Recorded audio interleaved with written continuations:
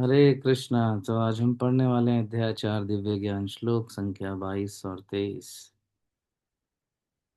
यदिच्छालाभ संतुष्टा द्वंद्वतीत विमत्सरः समसिद्धो असिद्धो च कृत्वापि न निबध्यते। जो स्वतः होने वाले लाभ से संतुष्ट रहता है, जो द्वंद्व से मुक्त है और ईर्ष्या नहीं करता, जो सफलता तथा असफलता दोनों में स्थिर रहता है, वह कर्म करता हुआ भी बंधता नहीं। तात्पर्य। श्रील प्रभुपाद की जय। कृष्ण भावना भावित व्यक्ति अपने शरीर निर्वाह के लिए भी अधिक प्रयास नहीं करता। वह अपने आप ही होने वाले लाभों से संतुष्ट रहता है। वह न तो मांगता है न उधार लेता है, किंतु यथा समर्थ वह सच्चाई से कर्म करता है और अपने श्रम से जो प्राप्त हो पाता है उसी से संतुष्ट रहता है। अतः वह अपनी जीविका के विषय में स्वतंत्र रहता है। वह अन्य किसी की सेवा करके कृष्ण भावनामृत संबंधी अपनी सेवा में व्यवधान नहीं आने देता, किंतु भगवान की सेवा के लिए वे संसार की द्वैतता से विचलित किसी भी कर्म हुए बिना कोई भी कर्म कर सकता है। संसार की यह द्वैतता गर्मी सर्दी अथवा सुख दुख के रूप में अनुभव की जाती है। कृष्ण भावना भावित व्यक्ति द्वैतता से परे रहता है, क्योंकि कृष्ण को प्रसन्न करने के लिए वह कोई भी कर्म करने से झिझकता नहीं। अतः वह सफलता तथा असफलता दोनों में ही संभाव रहता है। ये लक्षण तभी दिखते हैं जब कोई दिव्य ज्ञान में पूर्णतया स्थिर हो। गत संगस्य मुक्तस्य ज्ञानावस्थित चेतसा यज्ञाय आचरत कर्म समग्रम प्रविलीयते। जो पुरुष प्रकृति के गुणों के प्रति अनासक्त है और जो दिव्य ज्ञान में पूर्णतया स्थित है, उसके सारे कर्म ब्रह्म में लीन हो जाते हैं।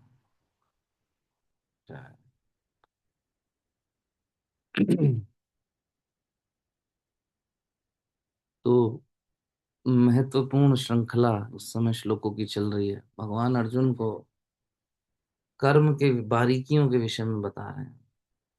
और कर्म एक ऐसा अवयव है जिससे कोई भी जीव अछूता नहीं है। जो भी जीव है जो इस शरीर में है, भौतिक शरीर में है, चाहे किसी भी योनि में हो, कुछ ना कुछ कर्म करता ही है। लेकिन स्पेशली यहाँ मनुष्यों की बात हो रही है, तो मनुष्य कुछ ना कुछ कर्म करता ही है। और कर्म करते हुए वो बंधन में बांध देने वाले फलों से उनको जनरेट करता है, कहीं पुण्य कहीं पाप। तो उस बारीकी को भगवान बता रहे हैं, तो कि उसको किस प्रकार से कर्म करने हैं। तो जो व्यक्ति इसको जान लेता है वो दिव्य ज्ञान के स्तर पर होता है, दिव्य ज्ञान को जानता है, सच्चे ज्ञान को जानता है। कल के श्लोक में भगवान ने कहा कि कर्म फलों की आसक्ति का त्याग करना है, कर्मों का त्याग नहीं करना। और साथ ही साथ स्वामित्व के भाव का भी त्याग करना है। क्या होगा ये दोनों कार्य करके? जीव संतुष्ट रहेगा और स्वतंत्र रहेगा। जबकि इसके विपरीत जो व्यक्ति कर्म फलों के बजाय कर्मों का त्याग कर देता है, मैं ये काम करूंगा ही नहीं, तो फिर क्या है? ऐसा करने से वो असंतुष्ट रहता है और कर्म बंधन में फंस जाता है। तो करना क्या है? हमें पूर्ण जिम्मेदारी के साथ अपनी रिस्पॉन्सिबिलिटी का पालन करना है और इस तरह से उन कर्मों में रत रहना है कि उनका केंद्र भगवान श्री कृष्ण हो, उनकी प्रसन्नता हो। और साथ ही साथ श्री कृष्ण पर आश्रित रहना सीखना है। झूठे अहंकार का त्याग करना है। याद रहे, खाली हाथ आए थे, खाली हाथ जाएंगे। कुछ भी हमारे हाथ में नहीं है। न ये सांसें हमारे कंट्रोल में है, न किया हुआ भोजन अंदर हमारे कंट्रोल में है। कैसे वो पचता है, कैसे ब्लड बनता है, कैसे शक्ति प्रदान करता है, कुछ भी नहीं हमारे हाथ में है। तो झूठे अहंकार का त्याग करना है, सादा जीवन जीने का अभ्यास करना है। और जो भी मेहनत हम कर रहे हैं उसके प्रतिफल में जो भी हमें मिले उसे प्रसन्नता के साथ स्वीकार करना है, ये मानते हुए कि यही मेरा हिस्सा है। तो जब जीव इस मनोवृत्ति के साथ कर्म करता है तो वो संतुष्ट हो जाता है, वो स्वतंत्र हो जाता है। और संतुष्टि सबसे महत्वपूर्ण है। किसी कवि ने लिखा भी था, जब आवे संतोष धन, सब धन धूल समान। संतोषी व्यक्ति जो है, जो संतुष्ट है, उससे बड़ा कोई धनवान नहीं। तो धनवान बनाने की प्रक्रिया भगवान ने उसके ऊपर चर्चा की थी। और आज के श्लोक में कंटिन्यूएशन में और गहराई में जा रहे हैं भगवान। क्या कह रहे हैं? स्वतः होने वाले लाभ से संतुष्ट रहो, द्वंद्व और ईर्ष्या से मुक्त रहो, सफलता असफलता में स्थिर रहो, तो क्या है? बंधन नहीं रहेगा, व्यक्ति बंधेगा नहीं। जो प्रकृति के गुणों से अनासक्त है, जो दिव्य ज्ञान में स्थिर है, वो सारे कर्म उसके क्या हैं? ब्रह्म में लीन हो जाते हैं। तो ये सुखी रहने के गुरु मंत्र दे रहे हैं भगवान। जो मिले उसमें संतुष्ट रहो। तो क्या इसका मतलब कुछ मेहनत मेहनत नहीं करनी है, आराम से बैठ जाओ, जो आएगा आएगा? नहीं, भगवान ऑलरेडी पिछले श्लोक में इस चर्चा को कर चुके हैं। कर्मों का त्याग नहीं करना, कर्म फलों का त्याग करना है। तो इसलिए जब ये वाली बात कहें कि संतुष्ट रहो, जो मिल रहा है उसी में, तो यदि व्यक्ति ये सोचे कि आराम से बैठ जाता हूं, नहीं, उस बात की काट भगवान पहले ही कर चुके हैं। आराम से नहीं बैठ जाना है, काम तो तुम्हें करना ही है।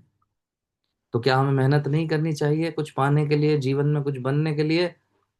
भगवान कहते हैं कि हाँ, प्रभुपाद जी भी समझाते हैं कि करनी चाहिए, कर सकते हैं, लेकिन ओवर प्रयास नहीं। किसी भी चीज का अत्याहार अच्छा नहीं। ये बात स्वयं रूप गोस्वामी जी भी उपदेशामृत में कहते हैं। अत्याहार प्रयासस्य प्रजल्पो नियमाग्रह, जनसंगस्य लोल्यम च षड्भिर्भक्ति विनश्यति। तो अति प्रयास करने से क्या है? भक्ति का हनन होता है, भक्ति नष्ट होती है। ओवर प्रयास नहीं। लगे हुए हैं लोग 18-18 घंटे, 20-20 घंटे, बिजनेस ग्रो करना है, नौकरी में प्रमोशन लेना है, पागल हो गए। मॉर्निंग शिफ्ट भी, इवनिंग शिफ्ट भी, नाइट शिफ्ट भी, 3-3 शिफ्ट कर रहे हैं, 2-2 जगह नौकरी चल रही है। नहीं भाई, इतने ही की आवश्यकता नहीं है। झूठ खसोट ऊपर से फिर धोखा भी कर रहे हैं, तो ये सब उचित नहीं है। किस लिए? कि हम प्रगति करें, कुछ पाने की इच्छा है, कुछ पाना है, कुछ कर दिखाना है। नहीं, मेहनत करनी है। इसके लिए न तो गुरु, न साधु, न शास्त्र, न भगवान, कोई मना नहीं करता। लेकिन कैसी? ओवर नहीं। इतनी मेहनत करनी है कि आपकी जो जिम्मेदारी आपको दी गई है उसका भी निर्वहन हो, और साथ ही साथ आप अपनी भक्ति के लिए भी समय निकाल पाए। आपने अपने को इतना व्यस्त कर लिया उन्नति करने के लिए, तरक्की करने के लिए, कि आपके पास भक्ति करने का समय ही नहीं है, तो फिर कोई लाभ नहीं। आपकी भक्ति नष्ट हो गई तो फिर कुछ नहीं आपने हासिल किया। चार मुख्य घटक हैं जिनके जिनके लिए हमें काम करने के लिए कहा गया है। भगवत गीता में भगवान कह रहे हैं, शरीर के लिए, मन के लिए, बुद्धि के लिए और आत्मा के लिए। तो मन तो हमारा विचलित है, उल्टी सीधी चीजों में लगा हुआ है, और वो मन ही इंद्रियों के द्वारा इस शरीर को प्रेरित करता रहता है कि किस तरह से मजा किया जाए। और उस मजे के चक्कर में जीव क्या है? ओवर प्रयास करता है। शरीर के आसपास ही वो चक्कर काट रहा होता है कि शरीर को कैसे ज्यादा से ज्यादा लग्जरी, सुविधाएं और आनंद दिए जाए। तो मन बहका रहा है और शरीर लगा हुआ है। इस चक्कर में बाकी के दो जो घटक हैं, यानी बुद्धि और आत्मा, वो कहीं पीछे छूट जाती हैं। बुद्धि को शुद्ध करने वाले आध्यात्मिक प्रयासों के लिए व्यक्ति समय ही नहीं देता, जिनसे बुद्धि शुद्ध होती हो। बुद्धि भी दूषित पड़ी है, चलने दो। और आत्मा का पोषण करने वाले आध्यात्मिक प्रयासों को भी वो छोड़ देता है। अरे भाई, पहले जीवन में कुछ बन लें। ये भगवत गीता, भागवतम, भगवान के मंदिर जाना, भगवान की सेवा, नाम जप, ये सब बुढ़ापे में देखेंगे। तो जो लोग ये बात कहते हुए आपको मिले, वो इसी स्थिति में है। मन बहका रहा है, शरीर लगा हुआ है गधे की तरह बस। इस चक्कर में क्या है? अत्याहार कर रहे हैं वो प्रयासों का, और साथ ही साथ उसके बाद न तो आत्मा के लिए समय है, आत्मा के पोषण के लिए, न ही बुद्धि शुद्ध हो रही। जबकि प्रभुपाद जी बार बार इस बात को बता रहे हैं भगवत गीता में, और भगवान भी कह रहे हैं कि शरीर नश्वर है, और हम सारे प्रयास क्या कर रहे हैं, इस शरीर के लिए ही कर रहे हैं। टाइम बड़ा लिमिटेड है जीव के पास। हमारी जीवन जो है बहुत छोटा है। हम में से अधिकांश भक्त जो इस कक्षा में हैं, वो अपने जीवन का 60% से ज्यादा समय ओवर कर चुके हैं, खत्म हो चुका, टाइम अप। अब थोड़ा सा, किसी का 30%, किसी का 20%, किसी का 40%, किसी का 50%, ऐसे ही बचा हुआ है। अंत में ये शरीर पड़ा रह जाता है, हम भूल जाते हैं। जिस शरीर के लिए ही, इस शरीर को सुख देने के लिए ही सारे काम कर रहे हैं हम, वो पड़ा रह जाता है, जला दिया जाता है। जिस परिवार के लिए कर रहे हैं वो परिवार ही जलाता है। और इस शरीर को संतुष्ट करने के लिए, इस मन को संतुष्ट करने के लिए, जो सबसे महत्वपूर्ण घटक है, अवयव है, आत्मा, उसका पोषण ही हम दुर्बल कर देते हैं। कोई समय ही नहीं। ओ, एक पहली बात तो ओवर प्रयास नहीं करना चाहिए, और हम कर भी रहे हैं, किसके लिए, शरीर के लिए। वहीं अगर वो ओवर प्रयास आत्मा को शुद्धिकरण के लिए होता तो भी कुछ लाभ था। वहां भी, खैर आगे हम पढ़ेंगे कि वहां भी ओवर नहीं कहा गया, उसको भी बैलेंस करना है, कैसे करना है। लेकिन जब ये शरीर के लिए है तो थर्ड क्लास सिचुएशन है। इस स्थिति में जीव ना तो जीते जी संतुष्ट रहता है, और ना ही मरने के बाद उसको परम गति प्राप्त होती है। जैसे एक सुनते हैं ना, विन विन सिचुएशन, ये है वर्स्ट वर्स्ट सिचुएशन। और क्योंकि हम इसी में जी रहे हैं, इसलिए हम दुखी रहते हैं। तो ये जो सुनहरा अवसर है मनुष्य जीवन का, ये हम यूं ही निकाल देते हैं दूसरों से ईर्ष्या करने में, अपने को स्वामित्व अपना कंट्रोल दिखाने में सबके ऊपर। जबकि हमारे कंट्रोल में कुछ भी नहीं है। एक क्षण लगता है, सांस बंद, गेम ओवर। कर लो, चलाओ इस सांस को, अपना इंजन स्टार्ट करो खुद। नहीं होगा। तो करना क्या है, बुढ़ापे का इंतजार किए बिना अभी से आत्मा का पोषण शुरू करना होगा। शरीर के स्तर पर एक लेवल में मेहनत से जितना हमें मिले, हमें उसी में खुश रहना सीखना होगा, प्रसन्न रहना होगा। अननेसेसरी कंट्रोलिंग, जो हमारे अंदर बिहेवियर है, नेचर है, उसका त्याग करना होगा। व्यर्थ का अहंकार, मुझे उसने ये बात कैसे कह दी, देख लूंगा, खत्म कर दूंगा इन्हें, अब मैं बताता हूँ, मौका मिलने दो। कुछ नहीं मिलेगा, आप स्वयं को जला रहे हैं। तो इन सब चीजों से निकलना पड़ेगा हमें। ये बात यहाँ पर भगवान समझा रहे हैं। और ऐसा व्यक्ति क्या है, फिर चिंता नहीं करता। जो इन चीजों का पालन कर लेता है, वो चिंतित नहीं रहता, भगवान कह रहे हैं। क्योंकि वो न तो किसी द्वंद में फंसा है, न किसी ईर्ष्या में है, न, वो पूरी तरह से भगवान पर आश्रित रहता है। मांगता भी है तो किससे मांगता है, भगवान से मांगता है। जो मेरे लिए उचित हो भगवान वो देना, उसकी प्रार्थना होती है ऐसे व्यक्ति की। जो मेरे लिए उचित हो वही देना। क्योंकि हम नहीं जानते हमारे लिए क्या उचित है, क्या उचित नहीं है। बहुत धन मांग लिया, बहुत धनाढ्य हो गए, दूसरे लोग ईर्ष्या करने लगे, मर्डर ही कर दिया। किस काम का था वो धन, नहीं। तो भगवान से वो मांगो। और फिर मेहनत करने के बाद भी, हम प्रयासों के बाद, एक लिमिट में जो हम प्रयास कर रहे हैं, उसके बाद जो हमें मिले उससे संतुष्ट रहे हम। ऐसा व्यक्ति जानता है कि मैं भगवान का दास हूं, जैसी मेरी योग्यता होगी भगवान मुझे अवश्य देंगे, मेरी सहायता अवश्य करेंगे। ऐसा होने पर काम, क्रोध, लोभ, मोह, मात्सर्य, ये सब धीरे धीरे जो है, उससे वो मुक्त होने लगता है। ये सब बंधन है इस भौतिक जगत में। लेकिन जब ये बंधन धीरे धीरे कमजोर पड़ने लगते हैं, उनका प्रभाव धीरे धीरे कम होने लगता है, तो वो जो बंधा हुआ महसूस करता है इन सब से, वो बंधन भी वो अनुभव करता है धीरे धीरे खत्म हो रहा है। और फिर उसके व्यक्ति के उचित प्रयासों को देखकर, यदि वो पूरी तरह से इनसे मुक्त नहीं हो पाया लेकिन प्रयास करता है जेन्युइनली, और अंत समय उसका आ जाए, शरीर त्याग का समय आ जाए, भगवान जानते हैं कि जेन्युइनली व्यक्ति प्रयास कर रहा है, तो भगवान कुछ रिबेट भी उसको दे देते हैं। और उसको पूरी तरह से मुक्त कर देते हैं। तो ये बहुत महत्वपूर्ण बात है कि हम इन चीजों को समझें। इन द्वंद से निकलना होगा। देखिए, द्वंद में हम कैसे फंसे रहते हैं। सुख मिला तो फिर भी कुछ लोग क्या है, खुश हो गए। कुछ दुख मिला तो भक्ति छोड़ दी। सुख मिला तो भगवान को थोड़ा सा धन्यवाद कह दिया। ज्यादा सुख मिल गया तो भगवान को धन्यवाद कहना भी भूल जाते हैं। भूल ही जाते हैं भक्ति करना। तो जो बहुत सुख मिले उसमें भी नहीं भूलना भगवान को। दुख मिल जाए तो ऐसा नहीं भगवान को दोष देने लगे, उसमें भी नहीं भूलना है। प्रभुपाद जी ने बहुत दुख कष्ट सहे, 40 साल प्रयास किया, और भगवान ने बहुत परीक्षाएं ली उनकी, लेकिन उनका विश्वास कभी भगवान में टूटा नहीं।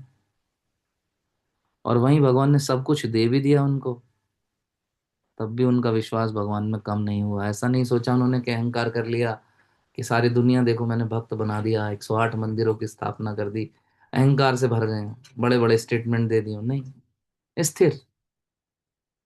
क्योंकि वो जान रहे थे दुख सुख ये सब क्या है, ये सब भगवान का आशीर्वाद है। दुखों में वो मुझे तैयार कर रहे थे, और जब आज सुख है तो ये मेरी परीक्षा है, मुझे विचलित नहीं होना। तो जो दिव्य ज्ञान में रहता है वो स्थिर रहता है। हमें भी अपने जीवन में यही करना है। और हम करते क्या है, नाम जप शुरू कर दिया, किसी की शादी आ गई, रिश्तेदार की शादी में गए, नाम जप की थैली एक तरफ रख दी। अरे ये इधर भी तो ध्यान देना पड़ेगा हमें, वो समय ही नहीं व्यक्ति के पास। तो ये सब नहीं। किसी भी परिस्थिति में आप फ्री हो, बहुत बिजी हो, आपके प्रयास लिमिट में ऐसे हो कि आपका जो भक्तिमय कार्य है, आपका जो आध्यात्मिक पोषण है, वो विचलित नहीं होना चाहिए। चाहे किसी की शादी है, चाहे किसी का शरीर त्याग हो गया है, चाहे आपका प्रमोशन हुआ है, चाहे आपका प्रमोशन ना हो के आपके दूसरे दोस्तों का प्रमोशन हो गया, आपके आध्यात्मिक पोषण की जो खुराक है वो रुकनी नहीं चाहिए। आपका इस अनुपात में आप जो है अपने को बांध कर रखें। तो संयमित जीवन के विषय में भगवान कह रहे हैं, संयमित कर्म के विषय में भगवान कह रहे हैं। तो जब व्यक्ति ऐसा करता है तो वो संतुष्ट रहता है। तो भगवान पर आश्रित रहना होगा, अपनी जिम्मेदारियों को समझते हुए, कर्म फलों का त्याग करते हुए, सुख दुख गर्मी सर्दी इन सब के प्रभाव से मुक्त रहते हुए, ये समझते हुए कि मैं शरीर नहीं आत्मा हूँ। सारे प्रयास शरीर के लिए नहीं करने हैं, आत्मा के लिए करने हैं। और जो भी कुछ जीवन में मिल रहा है उसको भगवान की कृपा मानकर प्रसन्नता से स्वीकार करते हुए हमें आगे बढ़ना है। तो जब जीव ऐसा करता है तो धीरे धीरे ये सारे बंधनों से वो मुक्त हो जाता है, और उसके सारे कर्म फल नष्ट हो जाते हैं। और जो कर्म रहते भी हैं वो ब्रह्म में लीन हो जाते हैं, और वो जीव पूरी तरह से मुक्त होकर भगवान के धाम में प्रवेश करने के लिए पूरी तरह से एलिजिबल हो जाता है। And that is a top most situation या पोजीशन। यही चाहते हैं ना हम सब। तो भगवान ने मंत्र दे दिए, अगर चाहते हो धाम में आना तो क्या करना है बता दिया उन्होंने। What are dos and don'ts. जैसे बॉस बता देता है कि भाई प्रमोशन चाहिए तो ये रिजल्ट लाने होंगे, ये काम करने होंगे, वैसे ही भगवान सब कुछ गहराई से स्टेप वाइज सब कुछ गहराई से बता रहे हैं। अब यह हमारे ऊपर है कि हम उस स्थिति को यदि पाना चाहते हैं तो हम कर्म करेंगे, और यदि नहीं पाना है तो फिर वही गाना गाएगा व्यक्ति, it's my life, it's my life. वो यही करता रहेगा बस, और लास्ट में यमराज के डंडे। हरे कृष्ण कृष्ण कृष्ण हरे हरे, हरे राम राम राम हरे हरे। भगवद गीता यथारूप की जय। शील प्रभुपाद की जय।